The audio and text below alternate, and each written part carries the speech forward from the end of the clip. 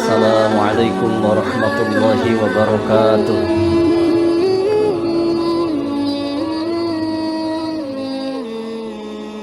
Alhamdulillahi rabbil alamin. Wabihi nasta'inu ala umuri dunya waddin. Thumma salatuhu wa salamuhu ala sayyidina wa maulana Muhammadin ashrafil mursalin wa khatamin nabiyyin wa ala alihi at-tayyibin wa ashabihi at-tahirin ajma'in. Ashhadu an la ilaha illallah wahdah la syarika lah wa ashhadu anna Muhammadan abduhu wa rasuluh. Allahumma inna nas'aluka ilman nafi'a wa rizqan tayyiba wa amalan mutaqabbala. Allahumma bika asbahna wa bika amsayna wa bika nahya wa bika namutu wa ilaykan nusyur. Radina billahi rabba wa bil islami dina wa bi Muhammadin sallallahu alaihi wasallam nabiyya wa rasula. Allahumma inna na'udzu bika min qalbin la yakhsha' wa min du'ain la yusma' wa min nafsin la tashba' wa min ilmin la yanfa'. Na'udzu bika min haula'il arba'. Allahumma amin. Saudara-saudaraku kaum muslimin wal muslimat, jamaah Masjid Uswatun Hasanah rahimakumullah. Di hari Ahad pagi hari ini, alhamdulillah saya dan Anda semua masih diperkenankan Allah Jalla wa'ala untuk menikmati indahnya waktu berkah, yakni waktu subuh, dinikmati dengan cara yang spesial, yakni ruku dan sujud, munajat, beribadah pada Allah Subhanahu wa taala.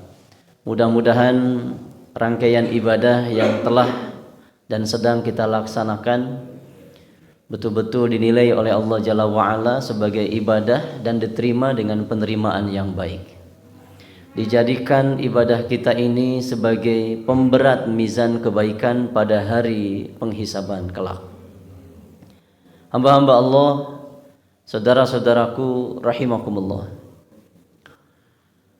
berbicara mengenai sirah nabawiyah yang secara tidak langsung diamanahkan pada kami untuk kita bahas setiap pekan ketiga dan atau kelima pada setiap bulannya, maka sirah nabawiyah tersebut tentulah akan bermula daripada lahirnya baginda Nabi Muhammad sallallahu alaihi wasallam.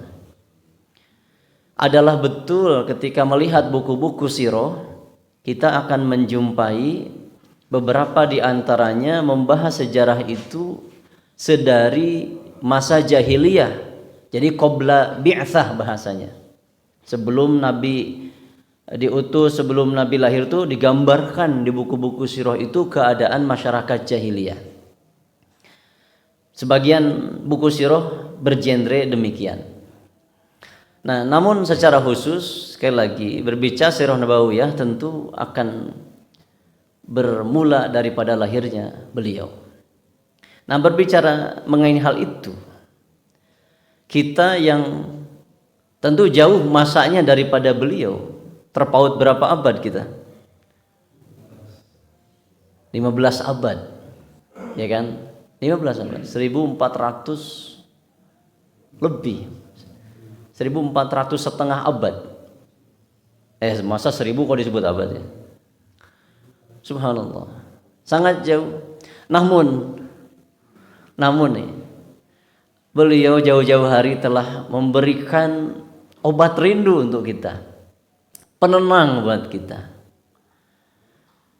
Di banyak riwayat, satu di antaranya adalah riwayat Imam Ahmad, di mana Nabi SAW bersabda dari Abu Umamah Al-Bahili, qala Rasulullah sallallahu alaihi wasallam, tuba liman ra'ani wa amana bi. Beruntunglah orang yang melihatku. Apakah saudara-saudaraku jamaah Uswatun Hasanah ini pernah melihat Nabi dengan mata langsung, mata dohir? Ada yang langsung pernah bertemu beliau? Tidak ada satupun dengan mata dohir ini. Karena memang tadi terpaut berapa? Ribuan tahun, 15 abad. Betapa beruntung seseorang yang melihatku, wa amana bi, dan dia kemudian beriman. Namun Rasulullah mengucapkan hadis ini, hadis qauliyah ini hanya sekali, marrah faqat, hanya sekali. Kemudian Rasulullah bersabda lagi, tuba liman amana bi walam yaroni. Kalimat beliau. Dan beruntunglah orang yang beriman kepadaku namun belum atau tidak melihatku. Berapa kali Rasul ucapkan? Ada yang menyebut dalam sebuah hadis yang lain salah samarot 3 kali. Watuba, summa tuba gitu. Dalam riwayat Imam Ahmad disebutkan sab'a mirar. 7 kali Rasul nyebutnya. Kira-kira yang tidak beriman, yang tidak melihat Nabi namun beriman pada beliau, itu siapa kira-kira? Dari mana? Dari zaman siapa sampai zaman mana? Dari mulai hitungan tabi'in sampai seterusnya. Dan kita ada di dalamnya, rentang itu. Karena kalau disebut sampai hari kiamat, kiamat itu tidak akan ada orang yang beriman kan gitu. Karena kiamat itu terjadi, kiamat kubro itu terjadi ketika kondisi manusia dalam keadaan iman sudah tercerabut dari dada mereka. Kerusakan, bodoh, ya kafir gitu. Kerusakan di mana-mana. Maka mulailah kiamat kubro. Jadi sampai Allah yang Maha mengetahui hal itu. Sekali lagi kita ada di antara rentang tidak melihat Nabi namun beriman pada beliau. Dan beliau memberikan ucapan semacam tahniyah dengan kalimat tuba 7 kali. Selamat, beruntung. Gitu.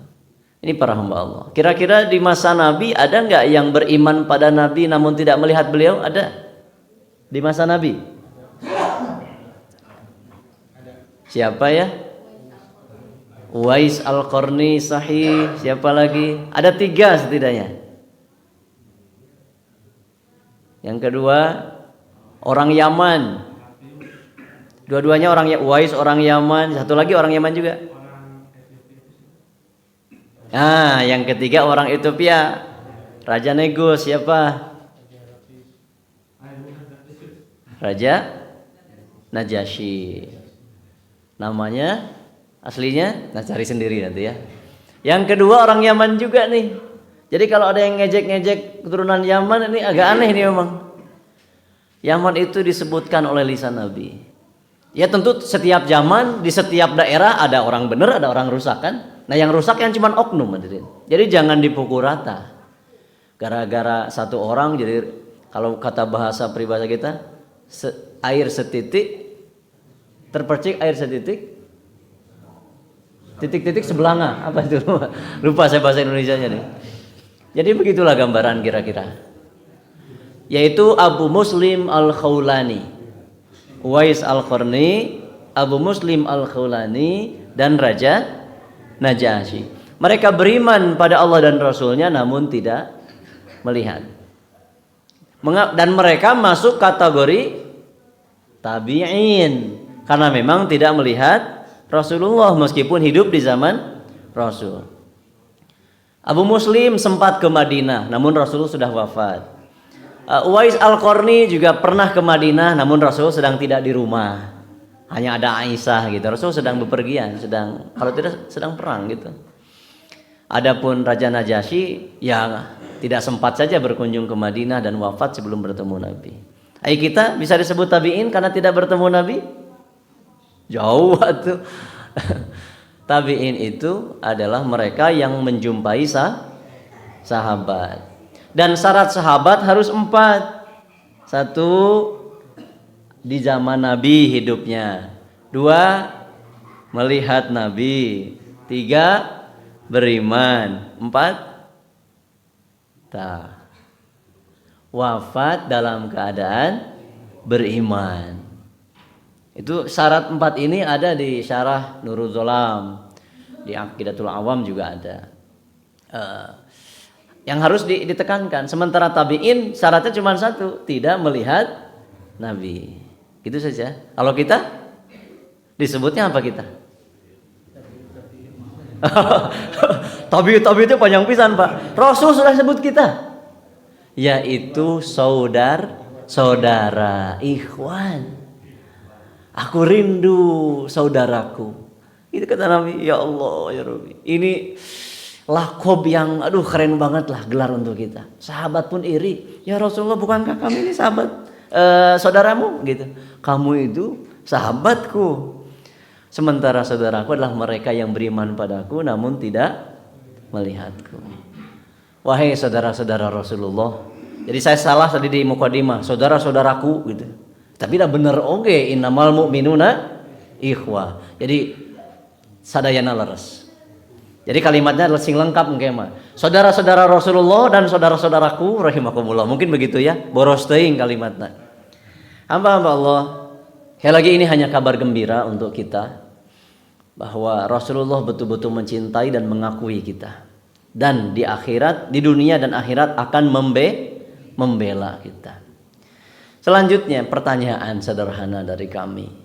Adakah kita semua senang dan bahagia mendengar mengetahui tentang kelahiran Rasulullah? Senang tuh? Saya melihat ekspresi hadirin. Iya, senang. Ibu senangnya sambil ada ekspresinya kan. Jadi Rasulullah kalau bicara tuh sampai ekspresi wajah, mimik wajah. Kalau bicara sambil tersenyum kadang beliau.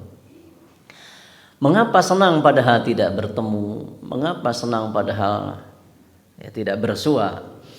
Tentu dengan fadilah-fadilah tadi. Dan diperkuat oleh ayat Al-Quranul Karim. Setidaknya bisa kita lihat di surah Yunus, surah ke-10 ayat 58. Yang punya ayat digital di HP aplikasinya boleh dibuka, yang ada mushaf bagus buka mushaf. Senangnya kita mengetahui kelahiran Nabi SAW bukan karena adanya acara peringatan Muludan. Lalu kemudian di acara itu biasanya komo lamun ka Jawa Timur jeung Madura. Waduh, balik teh mawa ranjang, mawa kasur, Excel kan gitu jeung eusi-eusina teh. Jadi bukan itu bahagia kita. Pulang dari acara Muludan dapat uang ratusan ribu hingga jutaan gitu dari penyelenggara. Ada yang sedekah lah. Bukan itu yang membuat kita bahagia. Tapi dengan keutamaan-keutamaan yang di awal tadi disebutkan. Mari kita perkokoh dengan ayat Al-Quranul Karim supaya argumentasi tadi tidak terkesan bualan atau angan-angan rekayasa. Surah Yunus ayat 58 Allah berfirman di dalamnya. Qul bifadlillahi wa birahmatihi fabidzalika falyafrahu huwa khairum mimma yajma'un. Qul, katakanlah olehmu Muhammad, bifadlillahi, dengan karunia Allah, wa birahmatihi, dengan rahmatnya Allah, Fabidzalika, dengan perkara tadi yang mana? Yang dua apa? Karunia dan rahmat. Falyafrahu. Dalam ilmu qiraah falyafrahu bisa dibaca berbagai ragam. Fafrahu dalam riwayat yang lain. Tapi yang masyhur itu mah qiraah, tapi kalau Rasm Utsmani ditulisnya falyafrahu. Maka hendaklah mereka berbahagia. Farih, bahagia itu dalam bahasa Arab ada fariha, ada sa'ida, ada naon deui bungah teh. Bagja senang apa itu? Ada 4 kalimat dalam bahasa Arab. Nah, dipilih oleh Allah kata fariha di sini.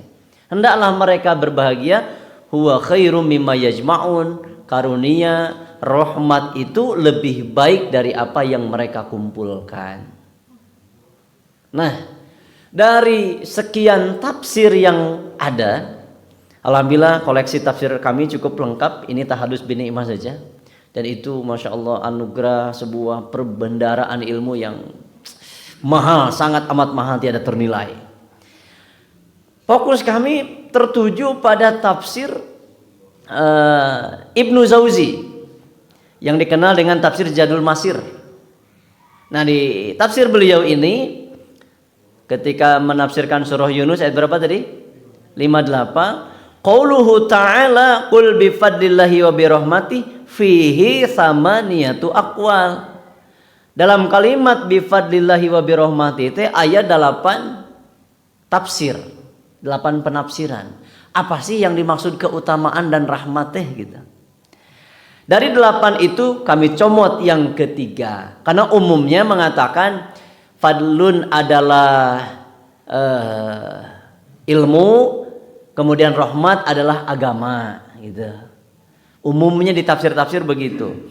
Khusus di tafsir yang ketiga di Ibnu Jauzi ini, anna fadlallah wasalitu, dan tafsir yang ketiga anna fadlallah, bahwasanya yang disebut karunia Allah adalah al-ilmu. Ilmu. Yang dimaksud lebih khusus lagi adalah ilmu syar'i. Wa rahmatahu, terus rahmatnya apa? Muhammadun sallallahu alaihi wasallam. Jadi lamun diterjemahkan mah kieu panginten. Qul bi fadlillahi, katakanlah olehmu Muhammad, tersebab ilmu yang aku berikan pada mereka. Wa rahmatihi, dan juga aku berikan engkau ke tengah mereka, gitulah. Kalau kita langsung tafsir ini langsung diterjemahkan begitu. Fabidzalika falyafrahu, dengan kedua perkara tadi hendaklah mereka berbahagia. Dari mana Ibnu Jauzi berani menafsirkan ini? Sebetulnya bukan beliau yang menafsirkan. Beliau hanya mencatut penafsiran dari Abdullah bin Abbas radhiyallahu anhuma. Ibnu Abbas, kiainya umat Rasulullah. Orang yang waktu kecilnya oleh Nabi didoakan Allahumma faqihu fiddin wa alimhud ta'wil. Ya Allah, ya Abbas letik teh ya, Abdullah bin Abbas kecil teh sing faqih dina agama, faqihkeun dan ajarkan pada dia ta'wil, tafsir. Dan atas izin Allah jadilah beliau mufassir. Karena memang di usia mudanya ketika sahabat masih hidup ditanya satu-satu.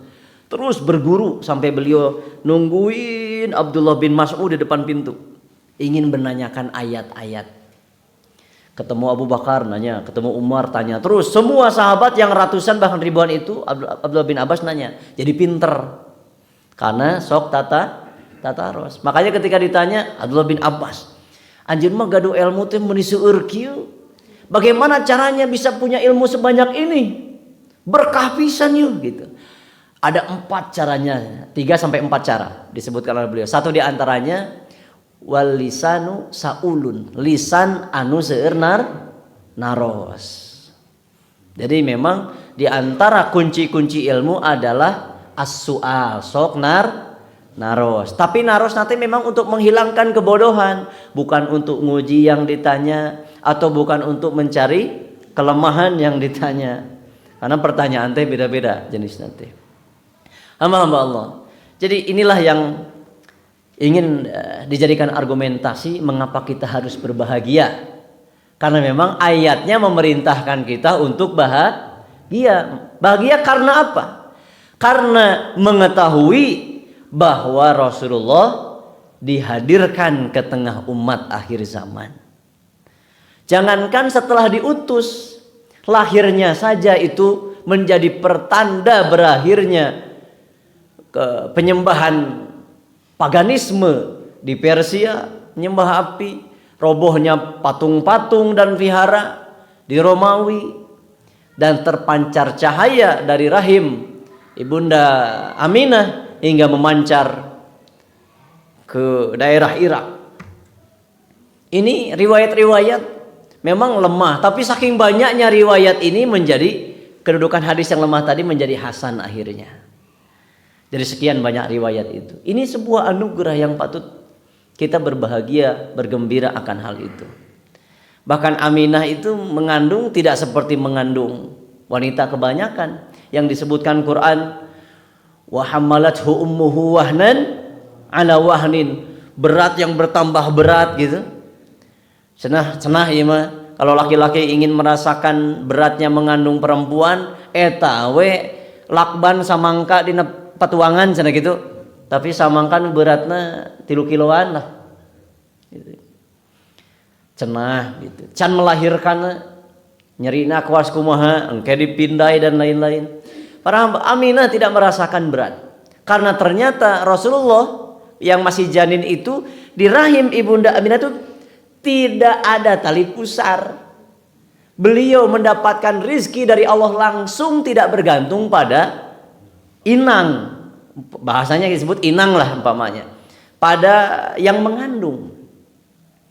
Makanya pas lahir oge itu teu aya tali pusarna dan tidak keluar dari farji, tapi dari para nabi itu lahir dari di antara di bawah pusar di atas farji.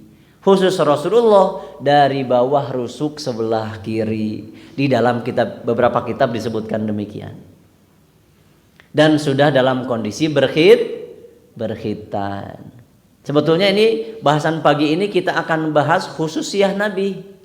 Ya, setelah bicara syama'il Nabi, fadha'il Nabi, terakhir kita akan bicara khosois, khususan Rasulullah. Satu di antaranya yang tadi sudah disebut. Hamba-hamba Allah. Nah, apakah ini hanya dari Ibnu Abbas ketika menafsirkan surah Yunus tadi? Nah, mari kita simak beberapa penyampaian ulama bahwa di antara nikmat-nikmat Allah yang dianugerahkan di dunia, ternyata kelahiran Rasulullah Muhammad sallallahu alaihi wasallam dan diutusnya beliau sebagai nabi dan rasul terakhir merupakan min a'dhamin ni'am 'alal mu'minin. Seagung-agungnya, sebesar-besarnya nikmat bagi orang beriman.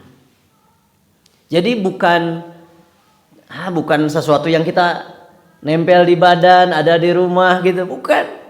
Nikmat terbesar dari Allah untuk orang beriman ternyata kelahiran dan diutusnya Rasulullah Muhammad sallallahu alaihi wasallam. Nikmat teragung hadirin ini. Siapa yang mengatakan itu? Paling tidak ulama di abad ke-6. Lahir sekitar pertengahan abad ke-6, 540-an Hijriah, yaitu Imam As-Suyuti yang kitabnya pagi ini mau kita pakai. Ya. Khosaisul Kabir. Imam As-Suyuti mengatakan min a'dhamin ni'am 'alal mu'minin. Siapa lagi? Ulama di abad ke-8, Imam Ibnu Rajab Al-Hambali. Beliau pun mengatakan demikian. Siapa lagi? Di abad ieu tah, wafatnya tahun 2015 kemarin. Syekh Wahbah Al-Zuhaili. Beliau pun mengatakan demikian dengan redaksi yang panjang-panjang. Pada prinsipnya kelahiran Rasulullah dan diutusnya beliau sebagai nabi dan rasul terakhir merupakan nikmat terbesar. Kita yang awam seperti ini tinggal mengikuti pendapat para alim. Jadi muqallid tugasnya hanya bertaklid pada ahli ilmu. Titik. Kita nggak punya pendapat lain. Dan ngabedakeun mubtada jeung khobar ge pabelit. Membedakan antara idgham mimi jeung idgham mutamatsilain ge pahili. Ya udah mending keneh ittiba saja taklid kepada ahli ilmu. Dan diantaranya pendapat tadi bahwa kelahiran dan kehadiran Rasulullah merupakan nikmat terbesar. Anu ngaranna nikmat kudu kumaha urang teh? Sebelum bersyukur anaun heula. Bagja heula kan gitu. Senang dulu. Bahagia yang harus kita utamakan. Setelah itu muncul rasa syukur. Gitu hadirin. Ulangi, bahagia mendengar acara-acara kelahiran Rasulullah. Seneng kalau baca sirah Nabi. Bagja kalau ada kajian tentang sirah Nabawiyah. Kuat sabaralila ya. Nya nepi ka suruk siap. Dan teu kuat lila mah nu nyaur. Komo ieu geus tatan geus taker tingali geus di piringan.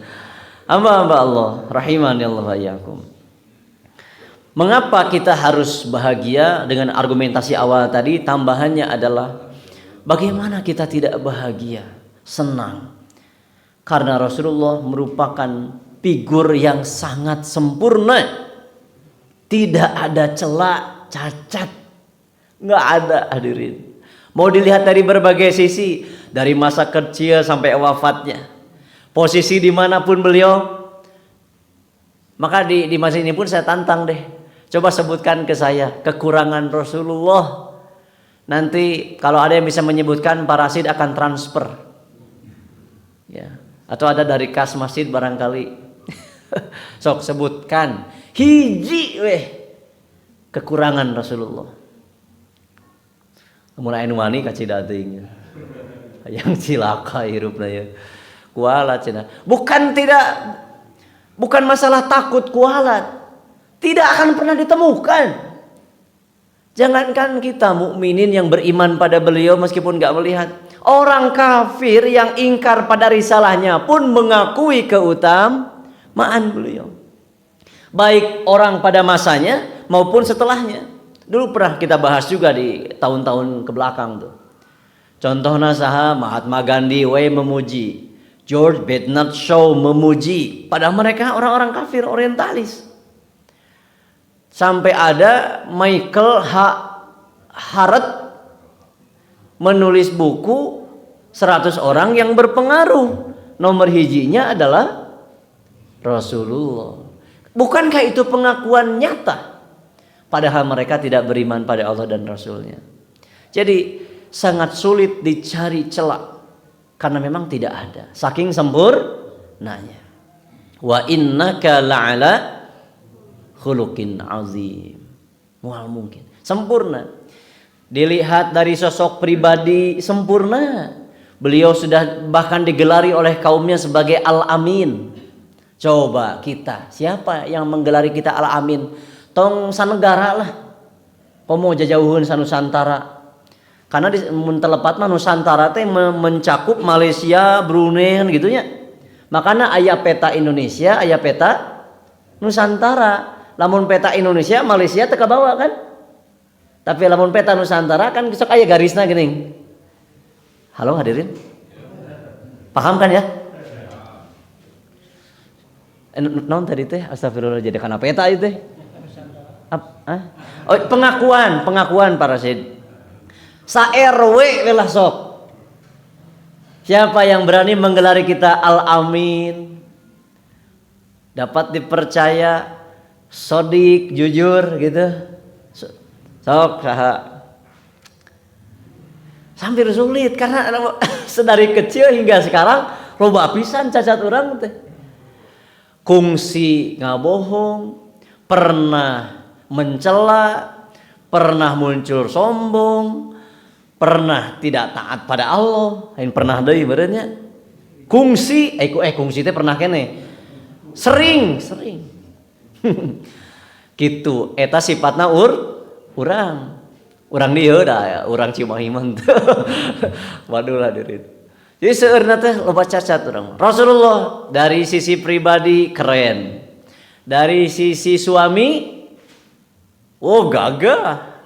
Tidak ada satupun istri-istri Nabi yang ingin dicerai oleh beliau.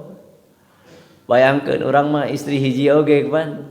Loba goreng di mata istri teh. Kalau seandainya istri kita suruh megang pulpen dan buku, kemudian dia minta ada uang 1 miliar, sebutkan kejelekan suami Anda.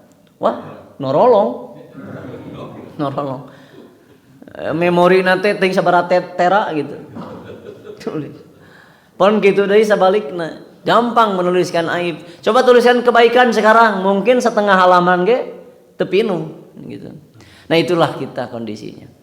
Sebagai orang tua ada gaduh murang kalih Rasulullah teh. Sempurna. Dicintai oleh anak-anaknya, diteladani. Wah, gagah ya Allah. Menjadi orang tua yang dicintai dan diteladani.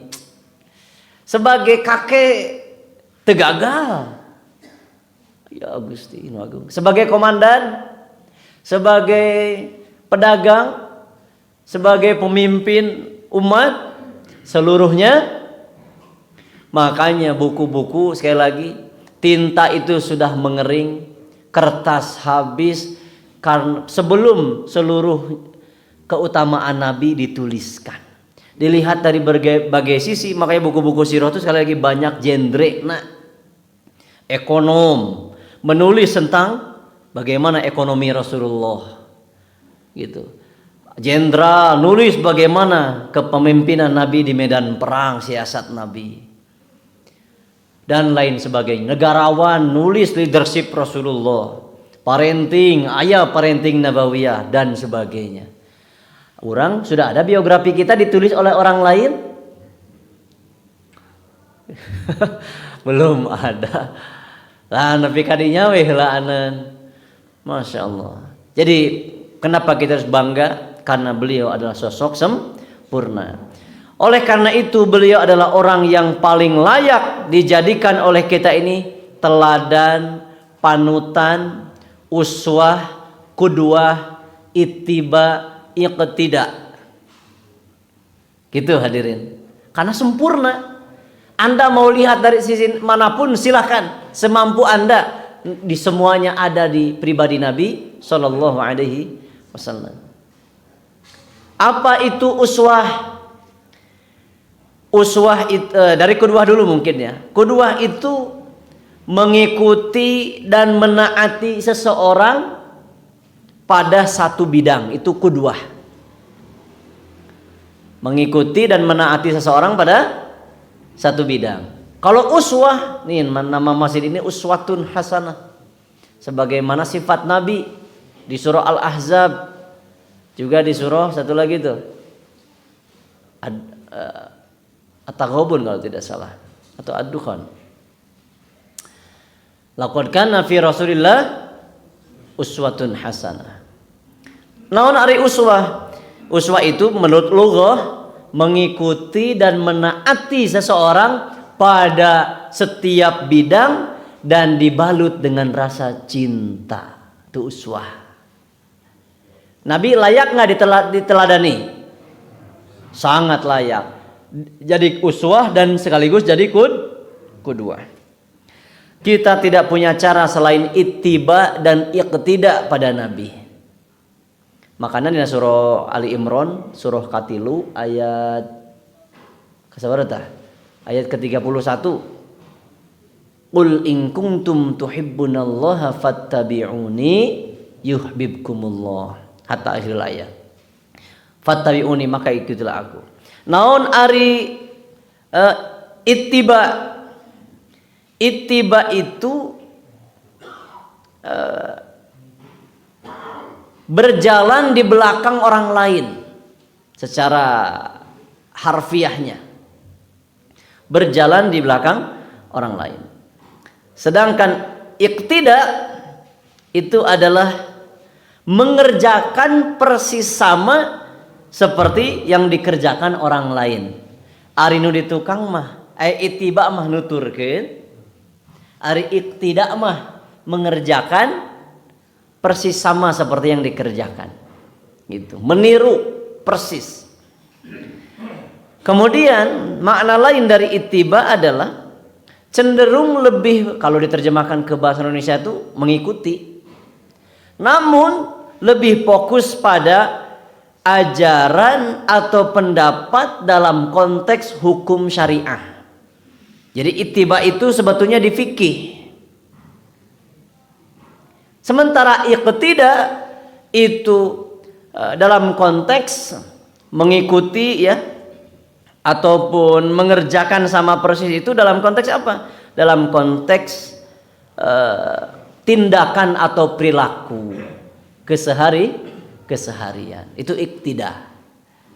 Kumaha Nabi calik, lumampah, nganggo-anggoan, tuangna, cara Nabi berbicara, cara Nabi ngajar, cara Nabi membangun rumah tangga, mendidik anak, itu disebut dengan iqtida. Nah, muslimin hari ini bagaimana kondisinya? Tina ittiba jauh. Dengan adanya banyak bid'ah yang dilakukan. Bid'ah itu penyimpangan daripada akidah, seperti Jabariyah, Qadariyah, Mu'tazilah, dan rupa-rupaning termasuk di dalamnya. Kalau Syiah katanya bukan bid'ah lagi, Syiah mah udah kafir gitu. Ulama berbeda pendapat dalam hal itu. Ya. Contoh lainnya adalah manunggaling kaula Gusti tanu kitu teh bid'ah. Ai tahlilan saneh. Ari muludan. Jadi tolong bedakan. Jadi tong segala rupa diasupkeun kana sing anggeus ngajina. Hamba-hamba Allah rahimani Allah wa iyyakum. Nah itu kita harus menjadikan Rasul ini uswah sekaligus kedua. Kita harus ittiba pada beliau sekaligus iqtida karena beliau sempurna. Sok rumah tangga orang iqtida ka Rasulullah, kumasi cara membangun keluarga. Tong cara-cara artis, tong cara-cara komo kabarat. Membangun masyarakat, geus diajarkeun ku Quran jeung As-Sunnah kumaha membangun masyarakat madani. Hayu ittiba sareng iqtida ka Rasulullah. Teu kudu kita tidak memerlukan panduan lain karena Rasulullah sudah mewariskan dua hal pada kita. Taraktu fikum amrain lang tadillu ba'di abada, kitabullah wa sunnati. Kan gitu. Aku telah tinggalkan untuk kalian dua hal. Jika kalian berpegang kepadanya tidak akan tersesat selama-lamanya. Naon dua tadi? Al-Qur'an sareng As-Sunnah. Kira-kira bisa nggak orang langsung kembali pada Quran Sunnah? Tiasa mal. Kumaha carana? Kembali ke Quran Sunnah itu dengan cara mengikuti ulama yang ngerti Al-Quran dan memang tiba-tiba langsung muka Quran langsung ngerti, muka hadis langsung paham. Itu bisa syaiton guruna. Sidik orang maca Quran wae tajwid butuh guru pan, apalagi isinya. Komo hukum-hukumna. Karena Al-Quran itu apalagi sudah ayat-ayat mutasyabihat dan seterusnya. Hamba-hamba Allah rahimani Allah wa iyyakum. Beberapa saat lagi menjelang syuruq. Tadi seberapa Rasid? 48. Ayeuna 35. 35 ke 48 seberapa menit deui? Iya sekian. Akeun we jamaah antep ah. Hamba Allah. Nah sebelum ke kitab Al-Khasaisul Kubra karya Imam As-Suyuti, waktu 2 pekan yang lalu kami ingin ketengahkan sebuah pendapat dari Yahya bin Ya'mar rahimahullah. Kan ada pertanyaan, apakah dzurriyyah Nabi ada zaman ini?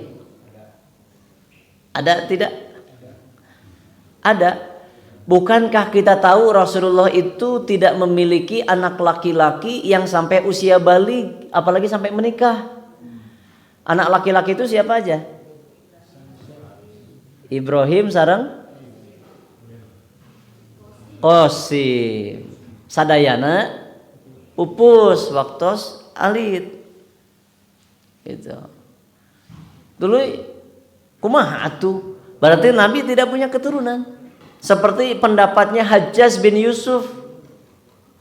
Nggak ada keturunan Nabi. Sadayana parupus waktu alit. Karena nasab itu dari laki-laki yang gitu. Teu aya keturunan Nabi. Nu aya cenah keturunan Ali bin Abi Thalib eta mah. Ngalangkungan Fatimah. Sok kumaha jawaban urang? Aya teu duriah Nabi. Komo ayeuna keur digonjang-ganjingkeun tah. Balawi ya. Aya hadis naon parasid hadisna? Oh, di mana itu kan gitu. Hasan Husain. Muhun Hasan Husain teh kan anak Ali. Ya hadisnya dari Fatimah. Maksudnya Nabi menegaskan bahwa keturunan itu dari jalur Fatimah, Hasan Husain gitu. Ya silakan Ustaz. Ini aduh kumahanya. Kadang kita di lapangan menghadapi orang-orang yang mungkin suka mengedepankan tolok ukur ilmiah itu secara empiris seperti guru gembul tah. Sementara nu ngaranna ilmu empirisnya teh tibarat. Kita semenjak lama ribuan tahun dipandu oleh ulama naon disebut ilmiah teh. Ternyata ranah empiris, hasil analisis penelitian teh itu hanya 1 dari 3 kriteria ilmiah. Bahkan ngaranna hasil penelitian bisa ditutup, bisa dianulir dengan hasil penelitian kemudian yang datang kemudian. Gitu. Jadi namun ini penting. Karena di lapangan menemukan orang-orang macam itu. Jadi kudu dijawab pakai empiris gitu. Untuk pakai ranah keimanan. Kan urang mah geus iman, pokona mah aya keturunan Nabi, naon hakul yakin lah geus kitu we pokona mah. Bisi nyabut arit yo gitu.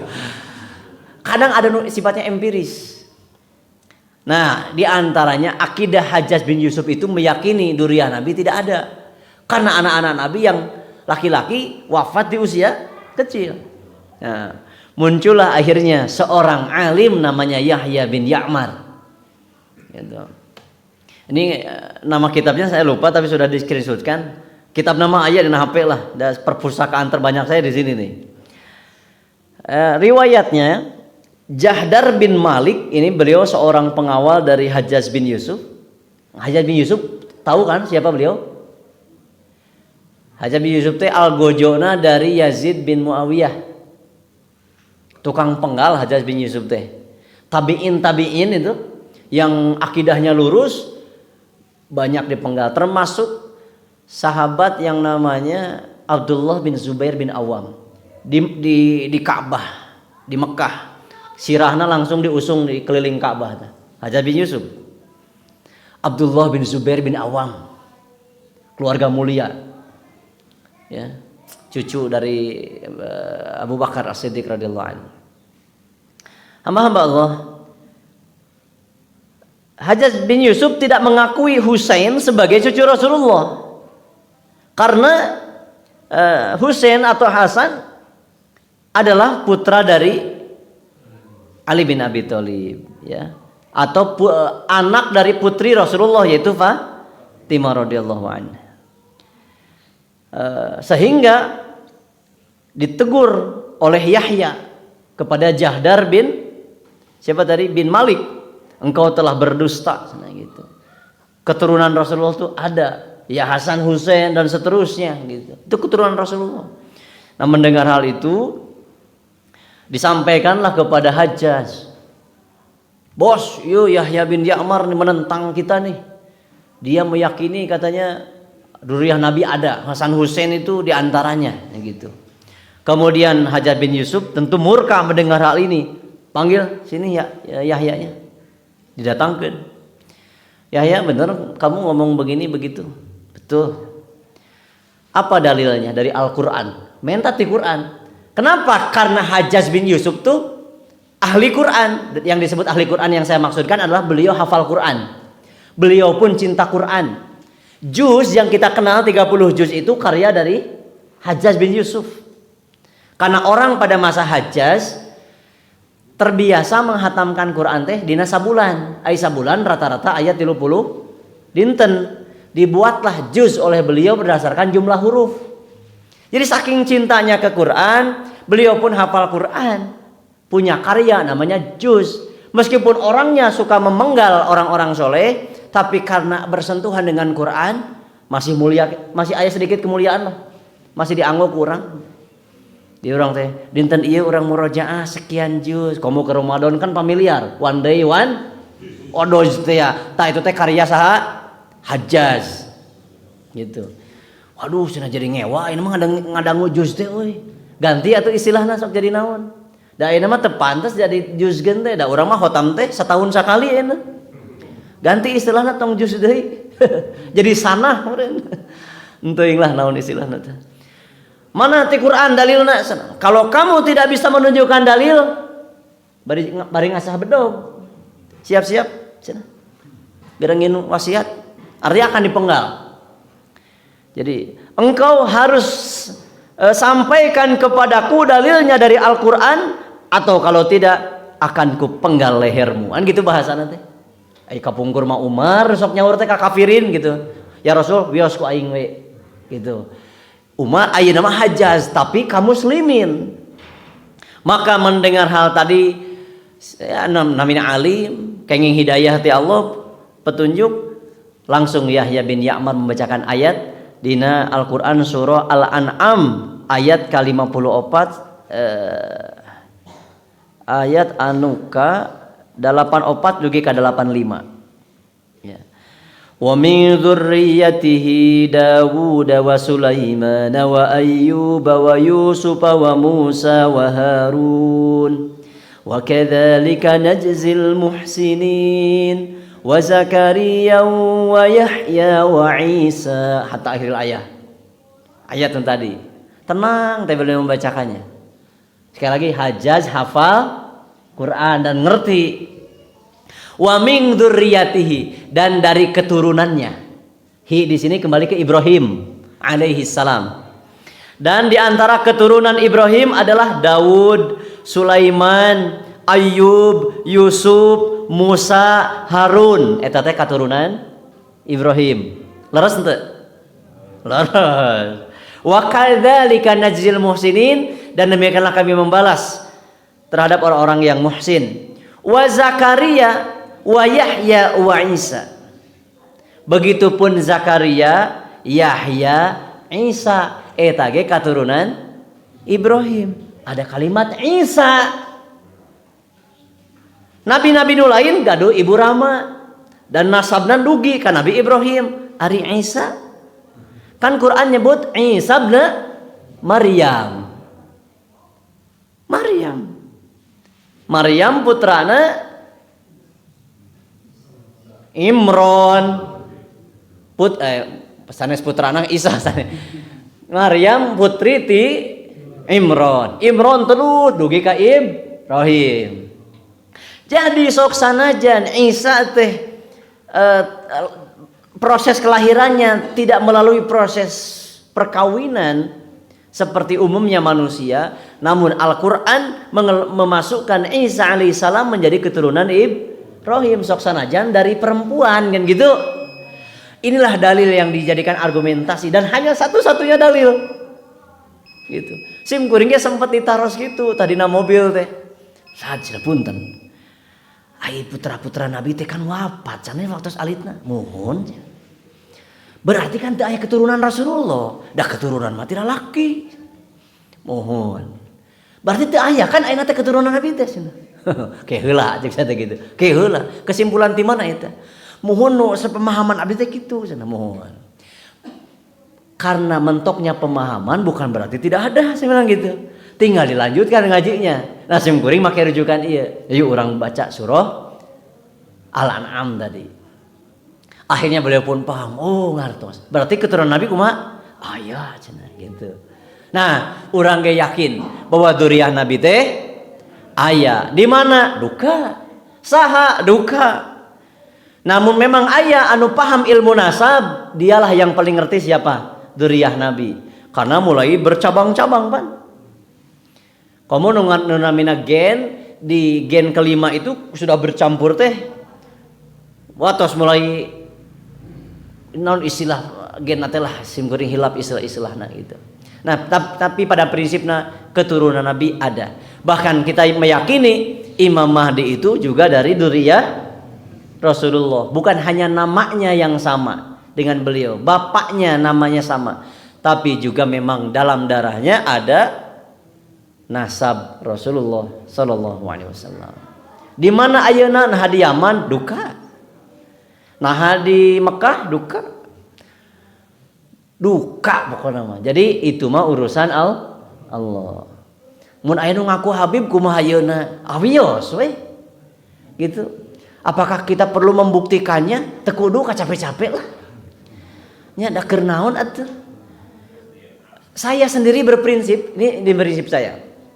Mulia itu tidak diraih dengan nasab, tapi dengan ilmu. Namun ayah memang tiamah dzurriyyah Nabi dugi ka ayeuna meskipun sudah sangat jauh. Kalau dia jahil, maka bagi saya orang berilmu lah yang lebih utama gitu.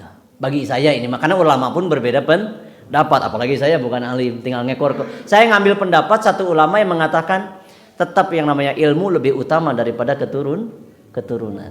Siapa yang mencari kemuliaan berdasarkan nasab, apalagi meraih ya seperti tadi mencari posisi karena nasab, itu sama dengan dia mengharapkan kenyang karena makan orang nenek moyangnya. Kira-kira orang tiasa sabar itu gara-gara mengandalkan makannya nenek moyang? Kan mal mungkin. Jadi amal masing-masing. Hadirin terus disada bieu tenepi karena kitab Imam Asyuyuti teh ada sabab mempelajari Nabi itu sepanjang tahun lain Rabiul Awal wae nya. Insyaallah kita sambung di lain waktu berbicara tentang khosois Nabi SAW supaya kita makin mengenal beliau dan makin cinta beliau. Jangan sampai kita dan anak-anak kita khususnya lebih mengenal tokoh-tokoh DC, Marvel, atlet, artis ketimbang Rasulullah. Dengan maksudnya bagaimana? Kenapa kita harus mengenal Nabi? Supaya Nabi mengenali kita nanti di mahsyar, di haud, supaya beliau bisa memberikan syafaatnya untuk kita. Ya Allah. Jadi ingat teh kadinya gitu.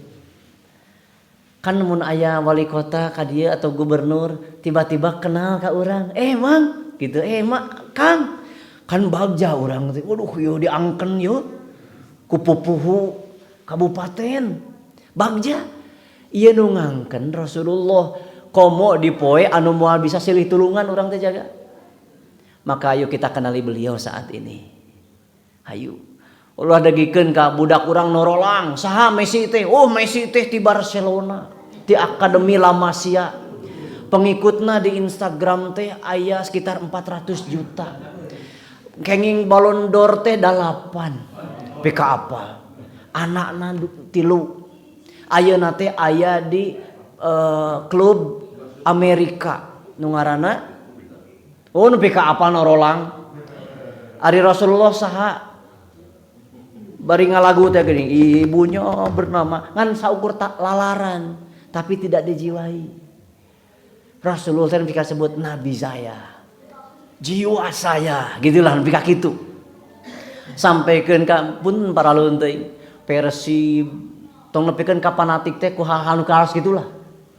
Persib teh nu aing nu pa umuh nu pa umuh nu aing nepikeun ka dibelaan eta geuningnya mun rek main teh kan ngaraek truknya maksa geuning naik daciun aya nu murag tina truk tuluy kalayak syahid teh kitu lain. Kira-kira Rasul bakal eta Persib bakal nulungan moal ke poe jaga. Oh iya teh, bobotoh ya Allah, bobotoh. Sim kuring masihan syafaat ceuk Pak Umuh teh. Kitu moal. Oh demi Allah teuing lah. Jadi fanatik itu kudu ka Allah, Rasulna sareng siap bertumpah darah. Keur Allah, Rasulna, Islam. Di luar ti eta malah tong sok papanatikan. Termasuk logo-logo ormas. Poyo muka dada saha nu kamari nginjak-injak logo bendera sim kuring. Oh gitu. Tong panatikan kitu pun tentu salah. Kita telah menjadikan itu sebagai berhala berikutnya. Allah, Rasulnya Islam dilalayak dihina maju ke hareup. Kuring memang leutik tanaga pemana teu badag tapi hayu urusan nu kieu mah gitu. Lamun eleh guru deui kitu we tinggal nyebutna. Siap tertumpah darah. Nu lain teh eta mah komo nepi ka hal-hal nu sifatna sepele entong lah. Lebar energi. Kitu manawi mangga pelajari di bumi aya buku siro bahasa Indonesia we itu. Tong nu kanal-kanal bisi sieun ningalina. Nu aripis. Gitunya ada contohna Al-Yaum An-Nabi karya Abdul Fattah Abu Gudah, PDF-na tos dipasikeun ku sim kuring ka beliau. Abdul Fattah Abu Gudah. Mun diterjemahkeun ka urang teh keseharian Nabi di dalam 24 jam. Enjing mun Nabi naon nu dipidambel, mun siang naon, sonten naon, wengi kumaha. Kan urang teh hayang iktida tadi. Cobi atuh. Teu nu sederhana sampai kulem teh ka urang kali diaoskeun. Kitulah hadirin sebagai bentuk cinta. Supaya cinta Nabi teh berbalas. Nabi mengenal kita di hari akhir nanti. Allah Nabi shawab. Syukran ala timamikum. Subhana rabbika rabbil izzati amma yasifun. Wassalamun alal mursalin. Walhamdulillahi rabbil alamin. Kepada para sid selaku Raisul Jalasah kami kembalikan pengaturan acaranya. Wassalamualaikum warahmatullahi wabarakatuh.